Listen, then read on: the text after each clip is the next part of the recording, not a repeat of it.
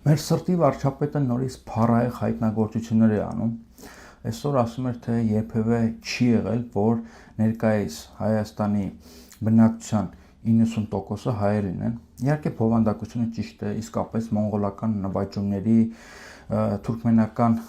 տիրապետության, պարսկաթուրքական պատերազմների, Շահ Աբբասի բռնագաղթի պատճառով իսկապես Արևելյան Հայաստանում հայ բնակչության թիվը էականորեն նվազել է եւ վերականգնվել է միայն 19-րդ դարում, իհարկե աստիճանաբար ռուսական տիրապետության շնորհիվ։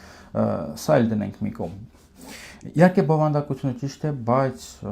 Նիկոլ Փաշինյանը, ինչպես միշտ, թվերը խառնում է իրար, որովհետև ոչ թե 90%-ը, այլ 98.1%-ը պաշտոնական տվյալներով Հայաստանի Հանրապետության բնակչության 98.1%-ը կազմում են հայերը։ Շատ պատահական, էլի նորից, առանց մեր սրտի վարչապետին թիրախավորելու եւ քննադատելու, առանց դավադիր մեղքերի մեջ մեղադրելու, հայերը Հայաստանի Հանրապետությունում կկազմեն 90%, եթե օրինակի համար շատ պատահաբար առանց համընկնումների Հայաստանում ապրեն 200,000 կամ ավելի ադրբեջանցիներ։ Պարզ թվաբանությունը սա է ցույց տալիս։ Հիմա 98.1% են հայերը, եթե Հայաստանում ապրեն 200,000-ից ավելի ադրբեջանցիներ, հայ բնակչությունը Հայաստանում կդառնա 90%։ Էլի շատ պատահական, վստահաբար Նիկոլ Փաշինյանը առանց որևէ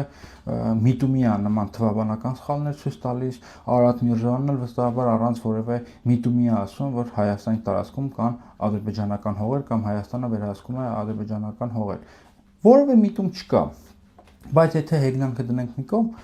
ապա շատ պարզ է, որ ընտրություններում Ալիևի եւ Էրդողանի տեխնացուն անոնս անում, թե ինչա մեզ սպասվում եւ մեծ ինչ-որ պայթյուն հրդե մի սպասեք, այն ինչ լինելու է կամած, մեզ ցավազրկում են, որ